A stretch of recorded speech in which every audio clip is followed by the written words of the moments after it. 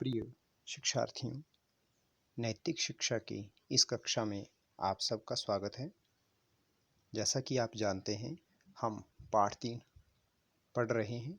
आर्य समाज के नियम तीसरे से छठे तक। पृष्ठ 11 तक हमने पढ़ा था। यह पृष्ठ संख्या 12 है। आगे लिखा है, आर्य समाज के नियमों में तीसरा नियम पहले नियम का पूरक है। अर्थात जो तीसरा नियम है वह पहले ही नियम को पूरा करता है। कैसे करता है देखें। पहले नियम में सत्य विद्याओं का आदि मूल ईश्वर को बताया गया है मैंने अपनी तरफ से जोड़ा है वाक्य को पूरा करने के लिए। और तीसरे नियम में वेद को सब सत्य विद्याओं का पुस्तक बताया गया है। अर्थात पहले नियम में कहा कि सब सत्य विद्या और जो पदार्थ विद्या से जाने जाते हैं अर्थात सत्य विद्याओं से जाने जाते हैं, उन सब का आदि मूल परमेश्वर है। और तीसरे नियम में लिखता है कि वेद सब सत्य विद्याओं की पुस्तक है। तो इसका अर्थ यह हुआ, आगे लिखा है, इसका अभिप्राय यह है कि वेद ईश्वरकृत है। वेद जो है किसने बनाया? ईश्वर ने। अपौरुषेय है, अर्थात किसी पुरुष किसी व्यक्ति मनुष्य द्वारा नहीं बनाया गया, मनुष्यकृत नहीं है। इसका भी यही अर्थ है कि मनुष्य के द्वारा नहीं बनाए गए हैं। अपौरुषेय को आप अंडरलाइन करेंगे। इसका अर्थ होता है जो मनुष्य के द्वारा नहीं बनाया गया हो, जिसे ईश्वर ने बनाया हो, मनुष्य ने नहीं, वो अपौरुषेय है। सृष्टि के आदि में चारों वेदों का ज्ञान अग्नि, वायु, आदित्य और अंगिरा नाम के 4 ऋषियों को ईश्वर ने उनके आत्मा में जीवस्थ होकर दिया।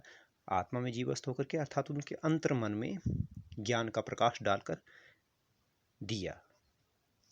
जीवस्थ होना, जीव में स्थित हो जाना। जीव का अर्थ यहाँ आत्मा है। दूसरे ऋषियों ने उनसे इस ज्ञान का श्रवण किया। जो दूसरे ऋषि थे उन्होंने क्या किया? इस ज्ञान को मात्र सुना। किनसे? इन 4 ऋषियों से। श्रवण का अर्थ होता है सुनना। इस प्रकार परवर्ती ऋषि पूर्ववर्ती ऋषियों से इस अपौरुषेय ज्ञान का श्रवण करते रहे। यह परंपरा चलती रही। परवर्ती जो बाद में हुए, पूर्ववर्ती जो पहले हुए। तो पूर्ववर्ती ऋषि कौन है? अग्नि, आदित्य, अंगिरा, वायु, ये जो 4 हैं। तो इन्हें पूर्ववर्ती अर्थात जो पहले हुए, परवर्ती जो बाद में हुए। बाद वाले ऋषि पहले वाले ऋषियों से ज्ञान ग्रहण करते रहे, श्रवण करते रहे, सुनते रहे। लंबे समय तक इस प्रकार सुने जाते रहने की परंपरा के कारण ही वेदों को श्रुति नाम से भी पुकारा जाता है। इन्हें श्रुति नाम से क्यों पुकारा जाता है? क्योंकि ये परंपरा चलती रही इनको लंबे समय तक। तब तक लेखन कला का आरंभ नहीं हुआ था, लिखे नहीं जाते थे, सिर्फ सुने सुनाए जाते थे। तो इसीलिए इन्हें श्रुति कहा गया। अंडरलाइन कर लेना आप लोग इसे भी। वेद 4 हैं, इसको भी अंडरलाइन करेंगे। कितने वेद हैं? 4। कौन कौन से? ऋग्वेद, यजुर्वेद, सामवेद और अथर्ववेद। सच्चे ज्ञान को जानने के लिए वेदों का अध्ययन आवश्यक है। यदि हम सही मार्गदर्शन पाना चाहते हैं, सही ज्ञान प्राप्त करना चाहते हैं, तो वेदों का अध्ययन जरूर करना चाहिए, अर्थात वेदों को जरूर पढ़ना चाहिए। वेद धर्म का मूल है। धर्म का मूल क्या है? वेद। अतः धर्म का सच्चा स्वरूप भी उन्हीं से जाना जा सकता है। यही कारण है कि इस नियम में वेद का पढ़ना पढ़ाना और सुनना सुनाना परम धर्म कहा गया है। परम धर्म अर्थात मुख्य कर्तव्य। धर्म का अर्थ कर्तव्य होता है। वेद मनुष्य मात्र के लिए है। वेद सबके लिए है, किसी एक का नहीं है। मनुष्य मात्र, जितने भी प्राणी हैं सबके लिए है। सब मनुष्यों के लिए ज्ञान ग्रहण करना अनिवार्य है। मनुष्य को सत्याग्रही होना चाहिए, दुराग्रही नहीं। अर्थात सत्य को ग्रहण करना चाहिए मनुष्य को, दुराग्रह नहीं करना चाहिए। ऐसा आग्रह जिसे कोई पूरा ना कर सके, ऐसा आग्रह ना करे, ऐसा अनुरोध ना करे, ऐसी चीज किससे ना मांग ली जाए जो आपको देने लायक ना हो उस व्यक्ति के द्वारा। दुराग्रह, बुरा आग्रह करना। सत्याग्रही बनना, सत्य के लिए आग्रह करना, सत्य को पाने के लिए आतुरित रहना, तैयार रहना, सत्य को ग्रहण करने के लिए तैयार रहना, या जो सही है उसको पाने का आग्रह करना, उसे कहते हैं सत्याग्रही। या फिर जो सत्य को ग्रहण करने के लिए तैयार रहता है, या जो सत्य को स्वीकार करने के लिए अनुरोध करता है, वह भी सत्याग्रही होता है। बुद्धि तथा अनुभव के आधार पर पहचानी हुई सच्चाई को स्वीकार करना चाहिए तथा जिन विचारों और सिद्धांतों का खोखलापन प्रकट हो चुका है, उन झूठे विचारों को छोड़ने के लिए सर्वदा सदा हमेशा तैयार रहना चाहिए। यही अर्थ है सत्याग्रही का। हृदय में इस खुलेपन को पैदा करना चौथे नियम का लक्ष्य है, अर्थात जो सही है उसको स्वीकार करना, जो सही नहीं है उसे स्वीकार नहीं करना। यह आर्य समाज का चौथा नियम हमें सिखाता है। तो आर्य समाज के चौथे नियम का लक्ष्य क्या है कि हर व्यक्ति सच को स्वीकारने के लिए तैयार रहे। प्रत्येक कर्म को करते समय हमें यह भी विचार कर लेना चाहिए कि यह कर्म धर्म के अनुकूल है या धर्म के प्रतिकूल है, अर्थात इस कर्म से अभ्युदय तथा कल्याण होगा या नहीं। वही कर्म करना चाहिए जिसे किसी का भला हो, या मैं जो काम कर रहा हूँ इससे कहीं दूसरे व्यक्ति को नुकसान तो नहीं है। यदि दूसरे व्यक्ति को नुकसान है तो ऐसा काम भी नहीं करना चाहिए। हमें सोच लेना चाहिए कि यह काम जो है धर्म के अनुकूल है या नहीं। यही इसका कहने का अर्थ है कि हमारे काम से किसी को नुकसान तो नहीं हो रहा है, इससे किसी का फायदा हो रहा है कि नहीं। ये नहीं कि मेरा फायदा हो रहा है और 100 लोगों का नुकसान हो रहा है, तो ऐसे काम को छोड़ देना चाहिए, ऐसा यहाँ पे कहा हुआ है। अब कैसा काम करना चाहिए? जो धर्म के अनुसार हो, जो लोक हितकारी हो, जग भलाई के लिए हो, सत्य की कसौटी पर खरा उतरता हो, सच्चाई की कसौटी पर खरा उतरता हो, अच्छा काम हो।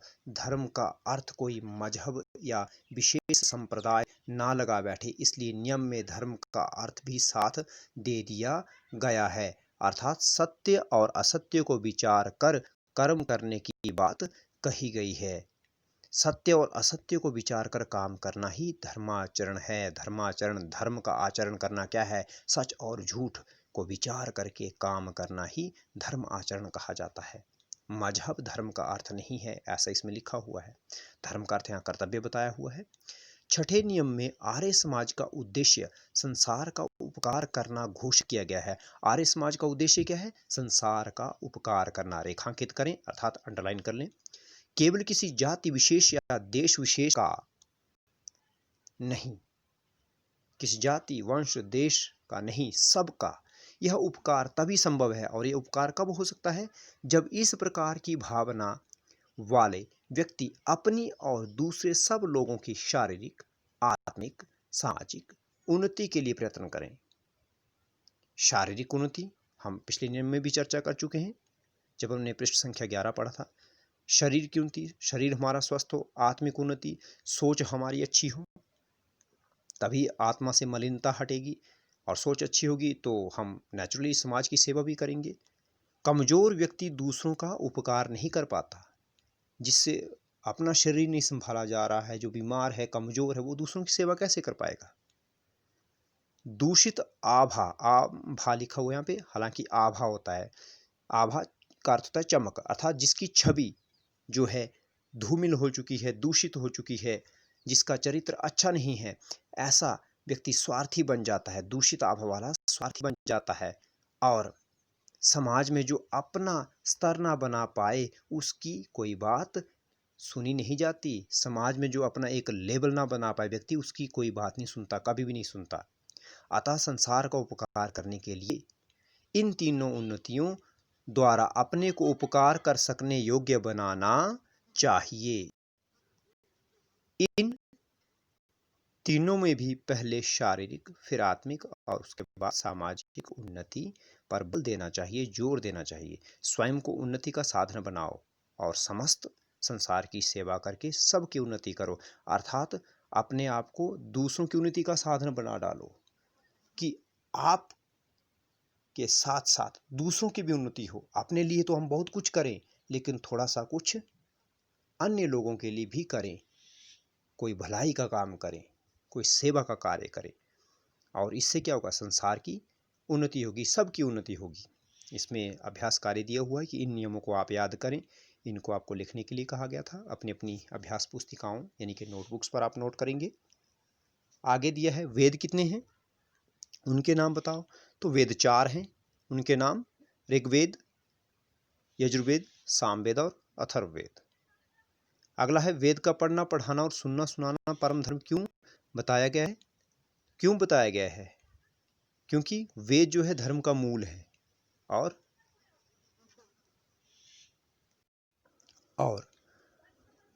जो धर्म है, कर्तव्य है, उसका सच्चा स्वरूप भी वेदों से ही जाना जा सकता है। यही कारण है कि वेद का पढ़ना, पढ़ाना और सुनना सुनाना परम धर्म बताया गया है। अब किसी भी काम को करते समय हमें किस बात का विचार करना चाहिए? किस बात का विचार करना चाहिए कि मैं जिस काम को कर रहा हूँ उससे कहीं दूसरों का नुकसान तो नहीं हो रहा है, इस काम से दूसरों का भला होगा या बुरा होगा, यह पहले सोच लेना चाहिए। आगे चलते हैं। अब अगला है हमारे पास प्रश्न कि संसार के उपकार के लिए शारीरिक, आत्मिक और सामाजिक उन्नति क्यों आवश्यक है? क्योंकि इन उन्नतियों के बिना व्यक्ति कभी भी समाज का या अपना किसी और का भला कभी कर ही नहीं सकता। तो संसार को उपकार तभी होगा जब उसकी शारीरिक, आत्मिक और सामाजिक उन्नति होगी। इसको हमने दृष्टांत सहित अभी पढ़ा। धर्म और सत्य का क्या संबंध है? धर्म और सत्य दोनों एक दूसरे के पूरक है। धर्म सत्य पर डिपेंड करता है, निर्भर है, और सत्य धर्म पर निर्भर करता है, आधारित है। क्या वेद किसी जाति या देश विशेष के लिए हैं अथवा सबके लिए हैं? तो ये किसी जाति विशेष या देश विशेष के लिए नहीं है, सबके लिए है। आर्य समाज किन किन की उन्नति चाहता है? सारे संसार की, सबकी। ठीक है। अब इसमें अंत में एक वाक्य लिखा हुआ है, मुस्कुराने में एक क्षण लगता है पर उसकी याद किसी को जीवन भर रह सकती है। अर्थात हमें हमेशा मुस्कुराते हुए जीवन में आने वाली सभी कठिनाइयों का सामना करना चाहिए। इति ओम शम।